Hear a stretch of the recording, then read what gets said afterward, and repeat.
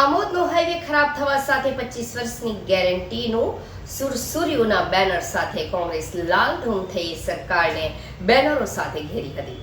આમોદ કોંગ્રેસ પ્રમુખ અને હોદ્દેદારોએ ભૂખ હડતાલ શરૂ કરતા જ તંત્ર દોડતું થયું છે। ભરૂચ જિલ્લાના આમોદ પાસેથી પસાર થતા નેશનલ હાઈવે નંબર 64ની અતિશય બિસ્માર હાલત સામે સ્થાનિક લોકો અને વાહન ચાલકોમાં ભારે રોષ જોવા મળી રહ્યો છે। આ રોષને વાચા આપવા માટે કોંગ્રેસે આજે આમોદ 4 રસ્તા પર ઉગ્ર ચક્કાજામ અને દેખાવો યોજી સરકાર સામે વિરોધ નોંધાવ્યો હતો। આ આંદોલનનું નેતૃત્વ જંબુસરના પૂર્વ ધારાસભ્ય સંજયસિંહ સોલંકી અને અન્ય કોંગ્રેસી કાર્યકરોએ કર્યું હતું।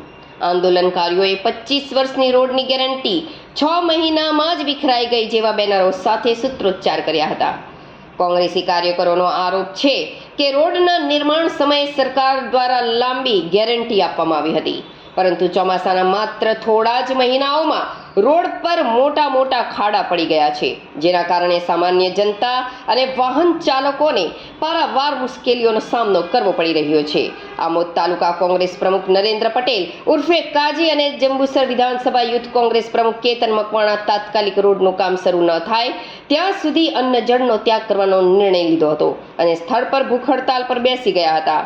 આખરે નેશનલ હાઈવે ઓથોરિટીના અધિકારીઓએ પોલીસ મથકે આવી કોંગ્રેસના આગેવાનોને ખાતરી આપી કે રોડનું સમારકામ શરૂ કરી દેવામાં આવ્યું છે। તેમણે જણાવ્યું કે હાલમાં 6 ડમ્પર ગાડી દ્વારા કામગીરી ચાલુ કરી દેવામાં આવી છે અને જો જરૂર પડશે તો વધુ ગાડીઓ પણ લાવવામાં આવશે।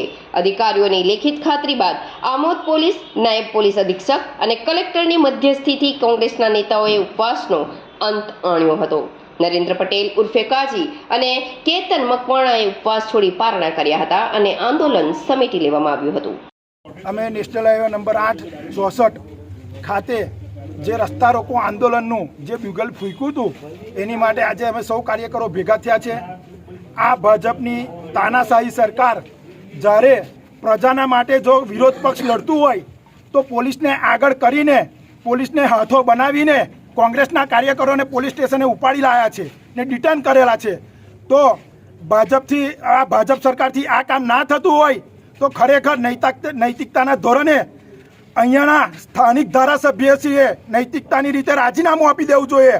અને ધારાસભ્યશ્રી એવું બોલે છે કે મારે આમોદમાં આવવું જ નથી, તો પછી આમોદ તાલુકો બદલી કાઢો અને બીજા તાલુકામાં જતા રહો। તો ધારાસભ્યશ્રીએ ખરેખર નૈતિકતાના ધોરણે રાજીનામું આપી જવું જોઈએ અને ધારાસભ્યશ્રીને શરમ આવી જોઈએ કે પોતાના તાલુકામાં આ જે ખાડારાજ બન્યું છે એ ખાડારાજ એમને દેખાતો નથી। શું મારો આ પ્રશ્ન છે ને? બીજું કે ધારાસભ્યશ્રી આ જે કહે છે કે કોંગ્રેસ સસ્તી પ્રસિદ્ધિ માટે આ કામ કરી રહ્યો છે, અમે સસ્તી પ્રસિદ્ધિ મેળવવા માટે આ કામ નથી કરી રહ્યા, પ્રજાના હિત માટે કામ કરી રહ્યા છે। ને ધારાસભ્યશ્રીમાં જો એ હોય તો આજે અમે અન્ન અને જળનો ત્યાગ કરીએ છીએ। જો એમનીમાં એટલી નૈતિકતા બચી હોય તો આજે ને આજે આ રોડ કરાવે તો અમે બધો જ શ્રેય ધારાસભ્યશ્રીને આપીશું અને અમે ધારાસભ્યશ્રીને હાર પહેરાવવા જઈશું।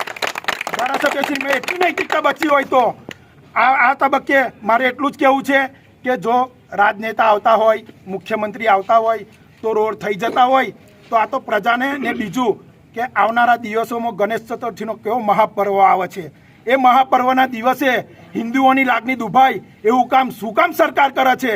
આ રોડ સારામાં સારો વહેલી તકે કરે અને જે લોકોને પ્રજાને આ જે હેરાનગતિ થાય છે તે હેરાનગતિ દૂર કરે, એટલું જ અમારે કહેવું છે। અને બીજું, જો આ રોડ તાત્કાલિક થાય તો હું જાતે ધારાસભ્યશ્રીને હાર પહેરાવવા જઈશ વાતે ને ગાતે, ને એનો બધો શ્રેય ધારાસભ્યશ્રીને આપીશ। બરોબર, આટલું જ કહેવું છે મારે। અને વહેલામાં વહેલી તકે હજુ મેં અન્ન અને જળનો ત્યાગ આજથી છોડી જ દઉં છું। જય લગી ઉપલા અધિકારી અહીં લગીને અહીં નહીં આવે અને લેખિતમાં બાહેધરી નહીં આપે ત્યાં સુધીને, અને એ બી અન્ન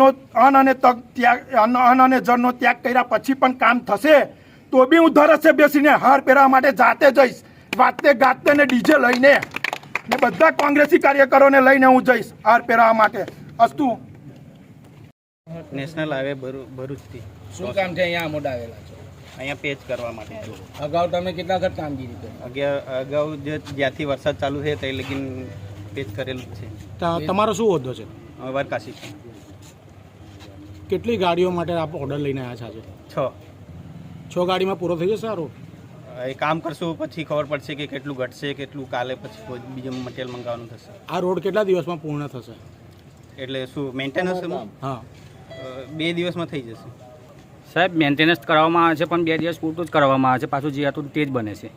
તો પણ અત્યારે મેટલ નાખીએ છીએ એટલે જે ડામર પ્લાન્ટને અત્યારે કોઈ એવી બનતા નહીં એટલે ચોમાસા દરમિયાન બંધ રહે છે. તમે મેટલ ખાલી નાખશો તો એ મેટલ જે છે તે તો હમણાં 2 દિવસમાં પાછો સાઈડમાં થઈ જશે એટલે પાછો એટલે ડ્રાય કન્ડિશન હશે તો રહેશે, બાકી વરસાદ હશે થોડું મટીરિયલ નહીં ને તો પછી આ ટેમ્પરરી કામ કરવાનો કોઈ મતલબ પણ ફરી અમે હાજર જ છીએ ને. ખોટો સરકારનો ખર્ચો કરવાથી કોઈ ફાયદો ખરો ભાઈ? ઉડશે અને વાગશે તો એની જવાબદારી કોની? પ્લસ તમે જે હમણાં જે ખાડા છે એમાં મેટલ નાખશો, હેવી ગાડી એમાં જશે એટલે તરત મેટલ સાઈડમાં થશે. બરાબર છે, તો ફરી ખાડો વધારે ઊંડો થશે.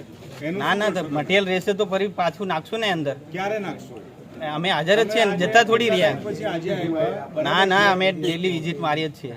મેં સન્ડે આવ્યો તો કોઠા પાડીને ગયો તો, ફરી સાહેબને જાણ કરી કે આટલી ગાડી જોઈશે, તો ફરી આજે અમે કાલનું આયોજન નહીં થયું, પછી આજે ફરી આયોજન કર્યું.